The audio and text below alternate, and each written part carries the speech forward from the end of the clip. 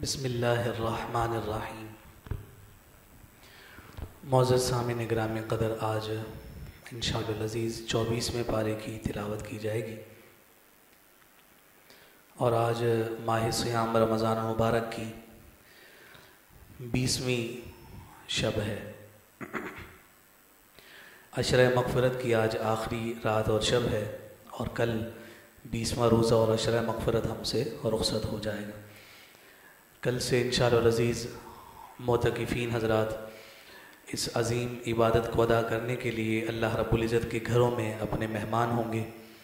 اللہ تعالیٰ اس عبادت کی برکتیں تمام اہل محلہ کو عطا فرمائے۔ آج کی تلاوت کے بعد ہمارے کل 6 پارے رہ جائیں گے انشاءاللہ، اور 27ویں رمضان مبارک کو ہمارا ختم قرآن ہے۔ اللہ رب العزت کے فضل اور اس کی توفیق سے انشاءاللہ ہم اپنے اس سلسلے کو 27ویں شب کو اختتام پر لے جائیں گے، اور اس کی برکتیں سمیٹنے کے لیے اللہ رب العزت کی بارگاہ میں دست بدعا ہوں گے۔ اللہ تعالی ہماری اس کاوش کو اپنی بارگاہ میں منظور اور مقبول فرمائے۔ ختم قرآن کی تقریب کے حوالے سے آپ حضرات تعاون کیا کرتے ہیں، اور قرآن سے اپنی محبت کے اظہار کے لیے اس تقریب میں مالی طور پر اپنی شرکت کو یقینی بناتے ہیں۔ تو آپ حضرات سے گزارش ہے کہ اس سلسلہ میں انتظامیہ کے ساتھ تعاون فرمائیں، اور جو مسجد اور مدرسہ کے خادمین کو اعزازات 27ویں شب کو اس تقریب میں دیے جاتے ہیں، اس حوالے سے بڑھ چڑھ کر اپنا حصہ ملائیں۔ اللہ تعالی ہم سب کو کار خیر کی برکتیں عطا فرمائے۔ سورہ زمر ہم نے کل اس کا ابتدائی حصہ تلاوت کیا تھا، اور آج اس کا دوسرا حصہ 24ویں پارے میں ہے۔ چند باتیں سورہ زمر کے حوالے سے کل ہو گئی تھیں۔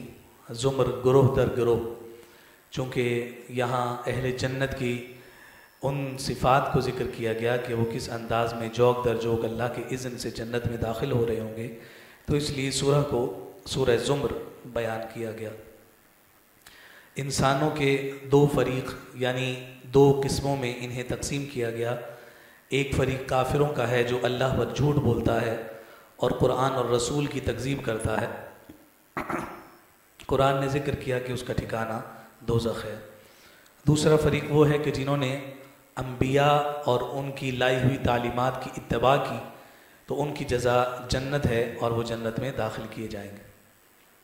سورہ زمر ہی کی آج وہ خوبصورت حوصلہ افزا آیت ہے کہ جس میں اللہ رب العزت نے فرمایا، یا عبادی الذین اسرفوا علی انفسہم لا تقنطوا من رحمت اللہ، کہ اے حبیب صلی اللہ علیہ وسلم ان سے کہہ دیجئے کہ اے میرے بندو، جنہوں نے اپنی جانوں پر زیادتی کر لی ہے، اسراف یعنی زیادتی، اسرفوا علی انفسہم، جو اپنی جانوں پر اپنی گناہوں کی وجہ سے ظلم کر بیٹھے ہیں، زیادتی کر بیٹھے ہیں، لا تقنطوا من رحمت اللہ، اللہ کی رحمت سے مایوس نہ ہوں۔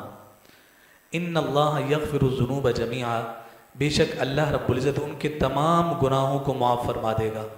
انہ هو الغفور الرحیم، کہ ان کا جو رب ہے وہ غفور بھی ہے اور رحیم بھی ہے۔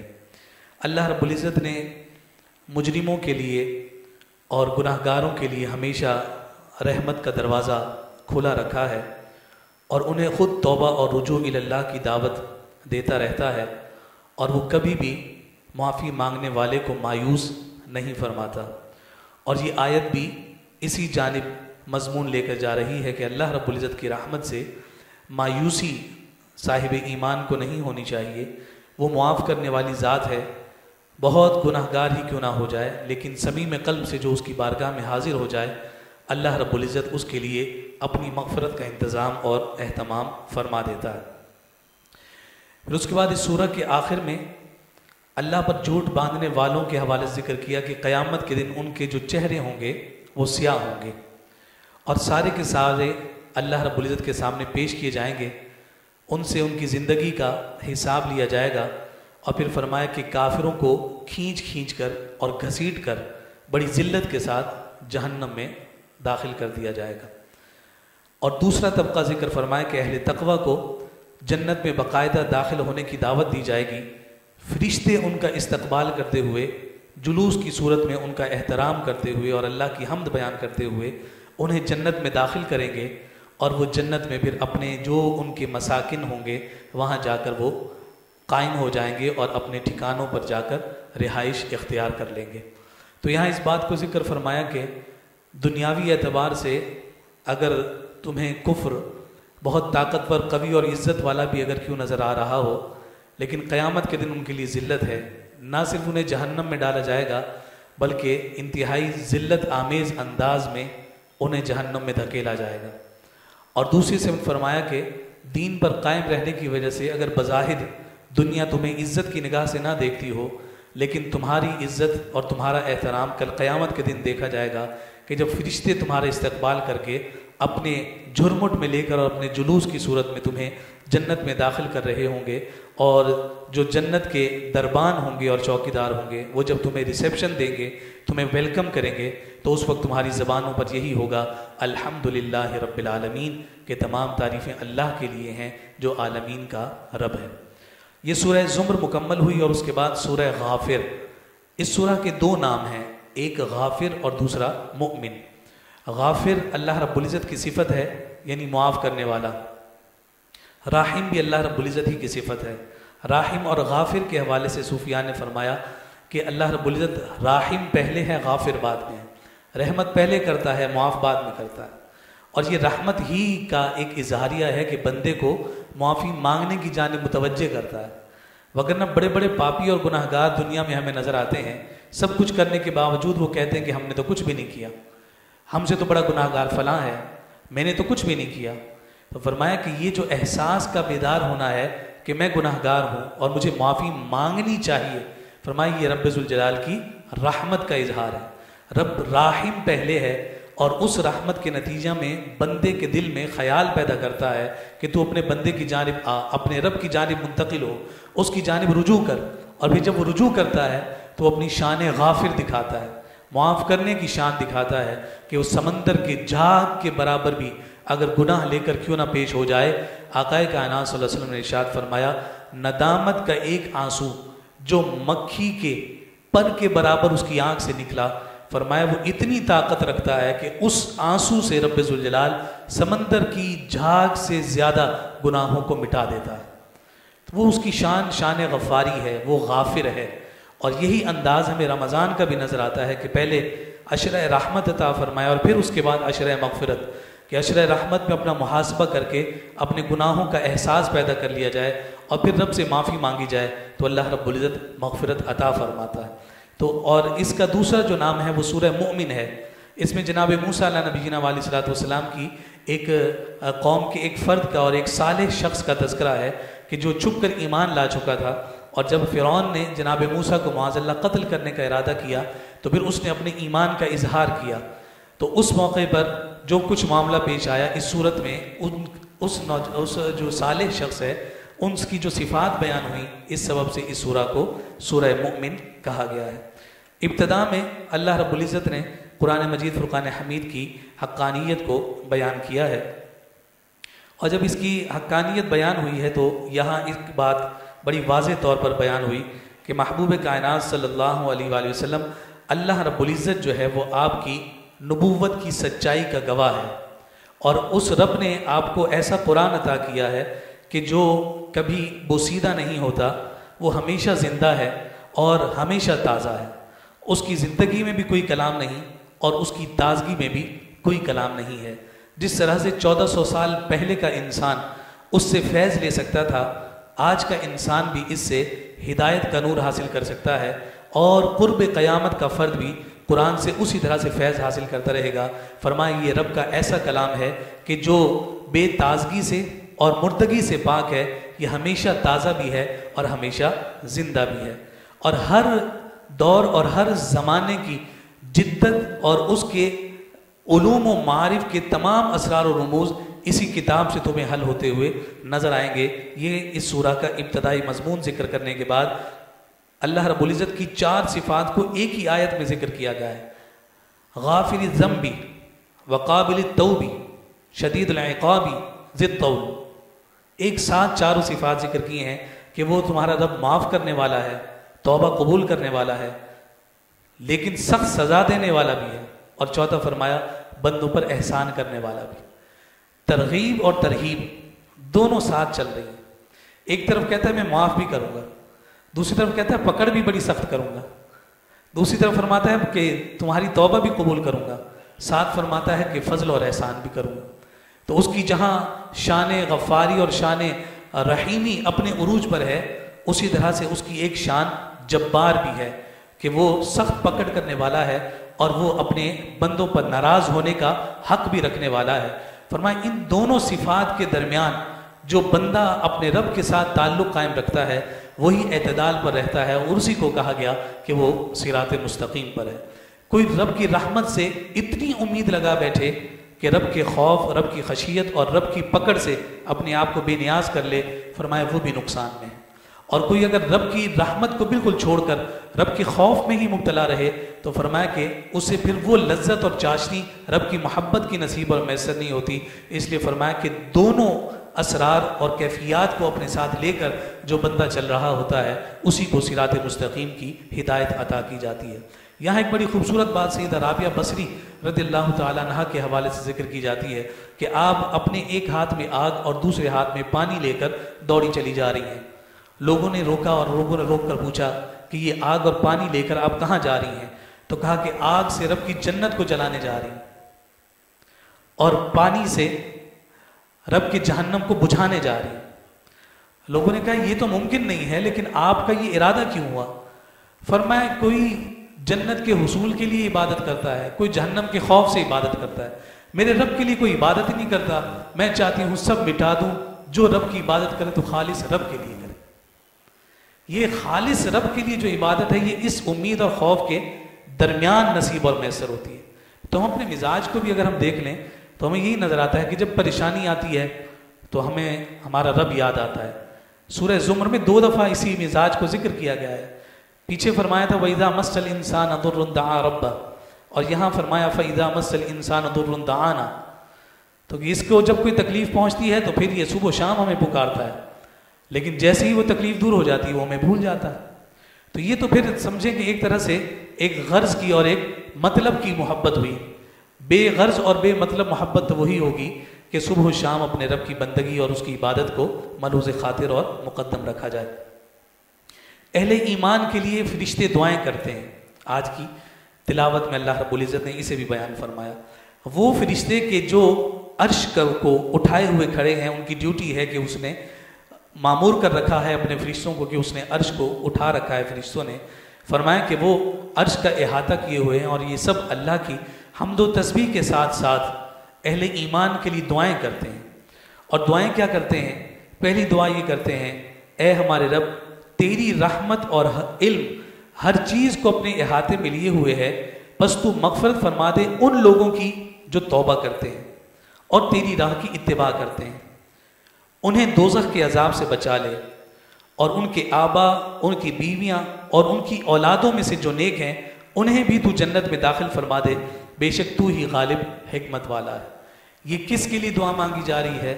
یہ اہل ایمان کے لیے دعا مانگی جا رہی ہے۔ اور دعا مانگ کون رہا ہے؟ اللہ رب العزت کے وہ معصوم فرشتے کہ جن کی زبانوں پر صرف اور صرف رب کی تسبیح اور تحمید ہے۔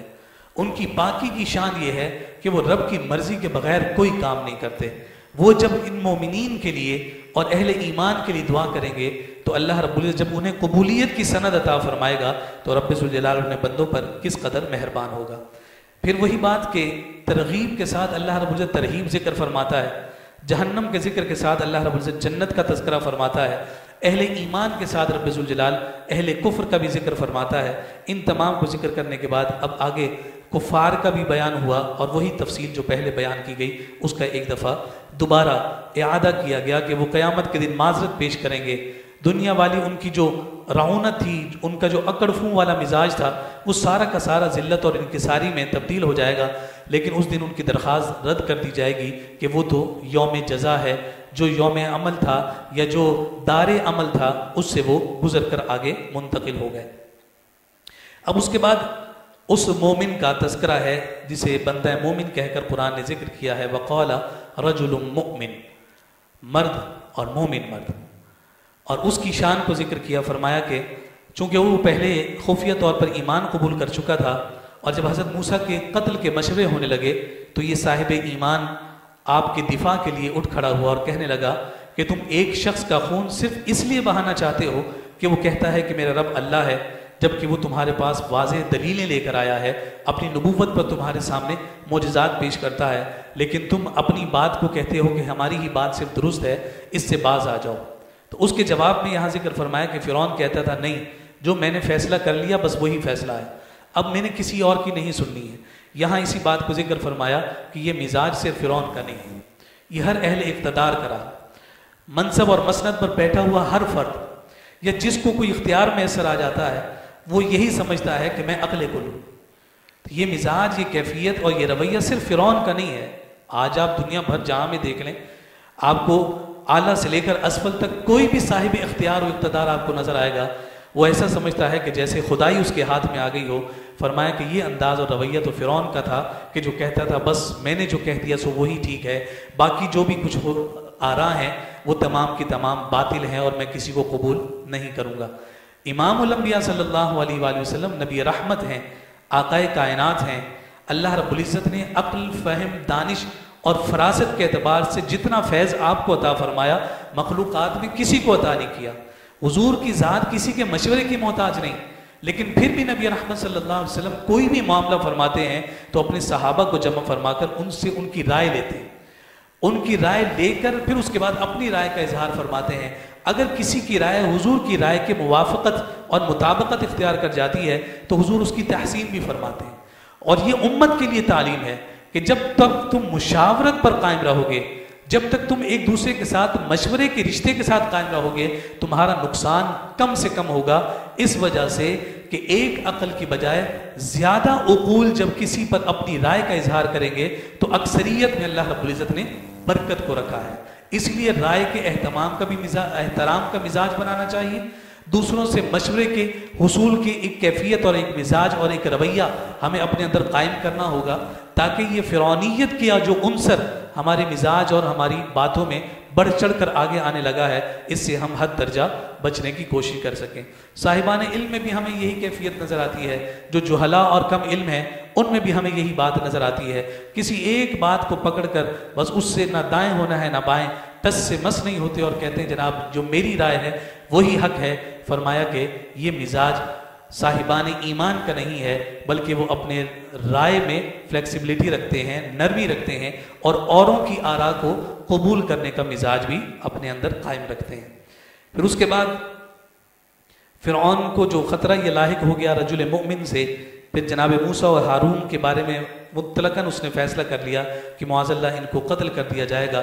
یہ ساری باتیں یہاں ذکر کی گئیں۔ اب یہاں ایک اور بات انتہائی اہمیت کی حامل، جب اس صالح مومن نے لوگوں کے سامنے یہ کہا کہ تم ناحق کر رہے ہو، اور اس کی بات میں اتنی جاذبیت اور تاثیر تھی کہ اب فرعون کو یہ ڈر ہونے لگا کہ کہیں اس کی بات سے لوگ اس کی جانب متوجہ نہ ہو جائیں، منتقل نہ ہو جائیں۔ اب اس نے دوسرا پینترا بدلا ہے۔ پہلا تو یہ تھا کہ میں ہی ہوں جو ہوں، اور پھر اس کے بعد 20ویں پارے میں اس بات کو ذکر کیا گیا ہے، وہ ڈیوائڈ اینڈ رول کی پالیسی پر عمل پیرا تھا، قوم آپس میں لڑتی رہے میں ان کا حاکم رہوں گا۔ اب تیسرا کام اس نے کیا کیا ہے؟ تیسرا کام اس نے یہ کیا ہے کہ بھائی یہ جس کے بارے میں لوگوں کے ذہنوں میں احترام پیدا ہو رہا ہے اس احترام کو کسی طرح سے توڑنا ہے۔ اب اس کے لیے کیا کیا گیا؟ اس کے لیے کیا ہوا ہے؟ ہوا یہ ہے کہ اس نے حامان کو جو اس کا وزیر تھا اس کو حکم دیا کہ میرے لیے ایک بلند و بالا عمارت تعمیر کروں تاکہ میں دیکھوں تو صحیح کہ موسیٰ کا خدا رہتا کہاں ہے۔ یہ محض اس لیے تھا کہ لوگوں کے سامنے استہزاء کیا جائے، لوگوں کے سامنے مذاق کیا جائے، اور لوگوں کے ذہنوں میں اس حساسیت کو دور کیا جائے کہ موسیٰ علیہ السلام اللہ کے نبی اور رسول ہیں، ان کے ساتھ مقابلہ کسی طور پر نہیں بنتا ہے۔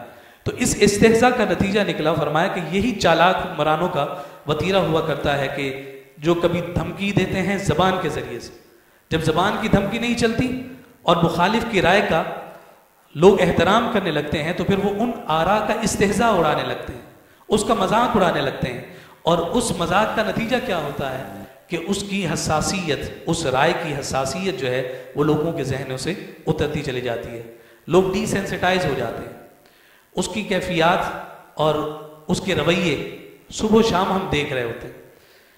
آج سے 20-25 سال پہلے ہم تو اس وقت بالکل چھوٹے ہوں گے، لیکن جو ہمارے بزرگ ہیں یہ جانتے ہیں، دین کے بارے میں بات کرتے ہوئے لوگ کتراتے تھے اور کہتے تھے بھائی یہ دین کا مسئلہ ہے، اس پر میں اپنی رائے کا اظہار نہیں کر سکتا، تم جاؤ جا کر مولانا صاحب سے پوچھو، مفتی صاحب سے پوچھو، علامہ صاحب سے پوچھو، مجھے اس پر دسترس نہیں۔ چند ہی سالوں کے بعد آج کیفیت آپ کے سامنے ہے۔ ہمیں یہ لگتا ہے دنیا کے ہر علم کا باپ ہے، لیکن دین کا علم گویا کہ یتیم ہے، جس کا دل چاہتا ہے اس پر زبان تان دراز کرتا ہے، جو اس کی عقل میں آتا ہے وہ کہتا ہے یہ درست ہے۔ اور یہ کس وجہ سے ہوا؟ یہ ایک رات میں نہیں ہوا، اس حساسیت کو گریجولی ختم کیا گیا۔ آپ کو کیا لگتا ہے کہ ہمارے سوشل میڈیا پر اس وقت جو ٹاپکس اور جو موضوعات چل رہے ہیں یہ بس ایسے ہی غیر ارادی طور پر چل پڑے ہیں؟ نوجوان مجھ سے اکثر سوال کرتے ہیں کہ جی آج فلاں مسئلہ ٹی وی پر پوچھا گیا، فلاں مسئلہ ٹی وی پر پوچھا گیا۔ مجھے بھی 10 سے 12 سال ہو گئے میڈیا پر جاتے ہوئے، ہمیں بھی پتہ ہے کہ لائیو کال کیسے آتی ہے، کیسے اس کی اسکروٹنی کر کے اور اس کو فلٹر کرنے کے بعد اس کو لائیو دیا جاتا ہے۔ اب روٹی کو چو چو کہنے والے تو ہم بھی نہیں ہیں کہ ہمیں پتہ نہ ہو کہ سوال کس طرح سے دیا گیا ہے۔ آپ ذرا مجھے یہ بتائیے، ہم پورے قرآن میں آج 24 پارے تک بار بار پڑھتے رہے، اللہ رب العزت نے عورت کو حیا کا پیکر بنایا ہے، مسلمان عورت کو پردے کا حکم دیا ہے، اس مسلمان عورت کو کہا ہے کہ لوچ دار کیفیت میں اور لہجے میں کسی مرد کے ساتھ بات نہیں کرنی ہے، اگر کسی نامحرم سے بات کرنی ہو تو پردے کے پیچھے سے بات کرنی ہے۔ ہم 24 پارے تک اس عورت کی عزت اور عفت کو بیان کرتے ہوئے چلے آ رہے ہیں، اور اس عورت کو ایسے بازار میں لا کر اس کی کال ریسیو کی جا رہی ہے، اور وہ سوال مفتی صاحب سے یہ پوچھتی ہے کہ میری شادی کو 3 سال ہو گئے ہیں اور جناب میں جس جگہ پر کام کرتی ہوں وہاں مجھے کوئی اور صاحب پسند آ گئے ہیں، تو مجھے مشورہ دیجئے کہ میں پچھلے شوہر سے طلاق کیسے لوں۔ کیا بتائیے کہ کسی مسلمان گھر کے خیالات اور کیفیات یہ ہو سکتی ہیں کہ اس طرح سے آن ایئر اس طرح کے سوالات کر کے عام عوام اور کچے ذہن جو ہمارے ٹین ایجز کے ہیں انہیں کیا پیغام دیا جا رہا ہے کہ یہ عورت کیا ہے؟ کیا اس کا کام صرف اور صرف یہ رہ گیا ہے؟ یہ مرد کیا ہے؟ کیا اس کا کام صرف اور صرف یہ رہ گیا ہے کہ اسے نہ شادی شدہ کی کیفیت کا احساس ہو نہ غیر شادی شدہ کیفیت کا احساس ہو؟ اس پر میمز بن رہی ہیں، اس پر استہزاء ہو رہا ہے، اس پر مذاق اڑایا جا رہا ہے، کسی کی آنکھ سے آنسو نہیں بہا ہوگا، کسی کا دل نہیں مچلا ہوگا کہ یہ دین کے احکامات کا مذاق اڑایا جا رہا ہے۔ یہ عورت تو حیا کا پیکر تھی، اس عورت کو تو یہ کہا گیا کہ تم جب شوہر کی ہو گئی تو پھر شوہر تمہارا ذمہ دار ہے، وہ تمہاری عزت کا محافظ ہے، اور اسی شوہر سے بغاوت کا سوال لے کر تم سوشل میڈیا پر ڈال کر اس امت کو اور اس نوجوان کو کہاں لے کر جانا چاہتے ہو؟ یہ ان فرائین کے انداز اور اطوار تھے کہ جو موسیٰ کے دور کے تھے۔ آج بھی وہی چیز بالواسطہ اور بلا واسطہ دوبارہ سے ہماری قوم اور نسلوں میں منتقل کی جا رہی ہے۔ ہمیں یہ غور کرنا ہوگا ہمارا مخلص کون ہے، ہمارا دشمن کون ہے۔ ہم ذہنی طور پر اتنے مفلوج ہو گئے ہیں اور ایسے غلام ہو گئے ہیں، جسمانی طور پر تو ہمیں ایک اعتبار سے آزادی میسر آ گئی ہے، لیکن فکری طور پر ہم ایسے غلام ہو چکے ہیں، نہ ہم اپنی مرضی سے سوچتے ہیں، نہ ہی ہم اپنی مرضی سے کسی کو اپنا آئیڈیل بناتے ہیں۔ جو یہ میڈیا ہمارے ذہنوں میں اور ہمارے دلوں میں ڈالنا چاہتا ہے ہم اسے ایکسیپٹ کرتے چلے جاتے ہیں، اور ہم سمجھتے ہیں یہ ہوش و خرد اور جناب یہ جدید دور کا عروج ہے۔ نہیں، خدا کی قسم بے حیائی میں کبھی عروج نہیں ہو سکتا۔ یہ دقیانوسی باتیں صحیح، لیکن جو حیا ہے اسی میں اللہ رب العزت نے عروج اور وقار رکھا ہے۔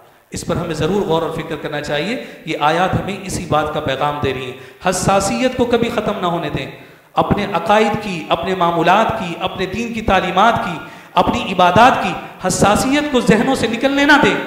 کوئی چیز اگر اس حساسیت کو زائل کرنے کا سبب بن رہی ہے تو اس کو لپیٹ کر گھر سے باہر پھینک دیں۔ ہمارے گھر میں ایک ہی بات چلے گی اور وہ بات اللہ اور اس کے رسول کی بات ہے۔ ہمیں کوئی مفکر اور فلسفی نہیں چاہیے، ہمیں کوئی صاحب عقل و خرد نہیں چاہیے، ہمارے لیے مصطفیٰ کا فرمان کافی ہے اور رب ذوالجلال کا قرآن کافی ہے۔ اس پر کاربند رہنا، اور یہی پیغام رمضان کا ہے اور یہی پیغام قرآن کا ہے۔ اب اس کے بعد انسان کی تخلیق کے مراحل ذکر کیے گئے ہیں، یہ بڑی تفصیل کے ساتھ یہاں مفسرین نے بیان کیا ہے۔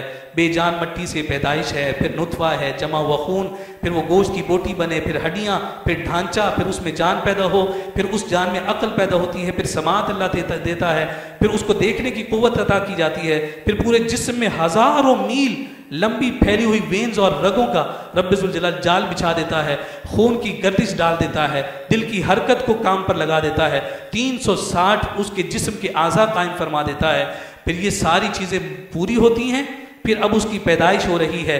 تو پہلے پیدائش از حد کمزور ہے، وہ عاجز ہے، اور کا محتاج ہے، بول نہیں سکتا ہے، اسے اچھے اور برے کی تمیز نہیں ہے. پھر اللہ اسے عقل عطا کرتا ہے، قوت ادراک اسے عطا کرتا ہے، اچھے اور برے کی تمیز اسے کرنی آتی ہے. پھر وہ بچپن سے جوانی کی حدود میں قدم رکھتا ہے، پھر بڑی زوردار جوانی گزارتا ہے، جس جوانی میں وہ کہتا ہے کہ مجھے موت ہی کوئی نہیں آنی. پھر فرمایا اس پر تیسرا مرحلہ آتا ہے اور وہ بڑھاپے کی جانب، اپنی تنزلی کی جانب جاتا ہے. ایوریج ایج آپ دیکھ لیں 50 52 55 60، اس سے زیادہ تو ایج نہیں ہے. ڈھلان کے بعد تو ویسے ہی پانی بڑی تیزی کے ساتھ گزرتا ہے. جو آدھی ایوری زندگی گزار چکے ہیں اس کے بعد بتائیے کہ موت کتنی دور ہے. لیکن ہم ہیں کہ ہمیں کسی بات کی پرواہ اور کسی بات کی فکر ہی نہیں. فرمایا پھر اس کی جانب ہم بچپن کو منتقل کرتے ہیں. پہلے اس کی نظر کمزور تھی، دوبارہ نظر کمزور ہو گئی. پہلے اس کی عقل کمزور تھی، اب دوبارہ اس کی عقل میں خلل ڈال دیا. پہلے اس کے اعضاء میں ذوف تھا، وہ محتاج تھا، اب دوبارہ وہ ذوف آ گیا. حواس میں تعطل پہلے تھا، اب دوبارہ ڈال دیا. پہلے وہ کسی کے سہارے سے چلتا تھا، آج پھر سہارے سے چلنے پھرنے لگ گیا. پہلے وہ خود سے بیٹھ نہیں سکتا تھا، آج پھر وہ اٹھنے بیٹھنے سے عاجز ہو گیا. فرمایا یہ ساری کیفیات اللہ رب العزت کی جانب تمہیں بلا رہی ہیں. پھر اس کے بعد موت ہے. فرمایا اس کے بعد موت ہے، یہاں تک کہ موت آ جاتی ہے. اور فرمایا موت بھی اس کی تخلیق کے مراحل میں سے ایک مرحلہ ہے. یہ نہیں کہ اس موت کے ساتھ بندہ ختم ہو جاتا ہے. فرمایا نہیں، وہ ایک فیز اور ایک مرحلے سے دوسرے میں منتقل ہوتا ہے. ایک زندگی سے اللہ رب العزت سے دوسری زندگی کی جانب منتقل فرماتا ہے تاکہ اس کی تخلیق کے بقیہ مراحل کی بھی تکمیل ہو جائے. وہ مراحل کیا ہیں؟ وہ عالم قبر کے ہیں، وہ عالم حشر کے ہیں، اور پھر اس کے بعد وہ عالم برزخ کی جانب متوجہ ہو جاتا ہے. کون ہے جوان کہ جو ان سارے مراحل کے گزرنے کے بعد بھی رب سے غافل رہے؟ فرمایا جو غافل ہے وہ واقعی غافل ہے. فرمایا کہ کیا آپ نے ان لوگوں کو نہیں دیکھا جو اللہ کی آیات میں جھگڑتے ہیں؟ یہ کہاں پھرے جا رہے ہیں؟ یعنی یہ آیات ہیں نا، نشانیاں ہیں اللہ کی ساری. صبح و شام ہمارے سامنے جنازے اٹھتے ہیں، ہم جنازہ پڑھتے پڑھاتے ہیں. پتہ بھی ہے کہ ہم نے ایک دن ہم لیٹے ہوں گے اس میں، پھر بھی جنازے کے ساتھ قبرستان جائیں گے، اپنے ہاتھ سے دفنائیں گے، مٹی میں ڈالنے کے بعد اسی قبر پر کھڑے ہو کر اپنے کاروبار کی باتیں بھی کریں گے. یہ کیا غفلت ہے. فرمایا یہ کہاں پھرے جا رہے ہیں کہ وہ اپنے رب کو یاد ہی نہیں کرتے. یہ ساری تفسیر. اور پھر اس کے بعد اگلی سورت سورہ فصلت، جس کا دوسرا نام حامیم سجدہ ہے. اس میں چونکہ سجدہ تلاوت ہے تو اس وجہ سے اسے حامیم سجدہ بھی کہا گیا. اور ایک نام اس کا سورہ فصلت.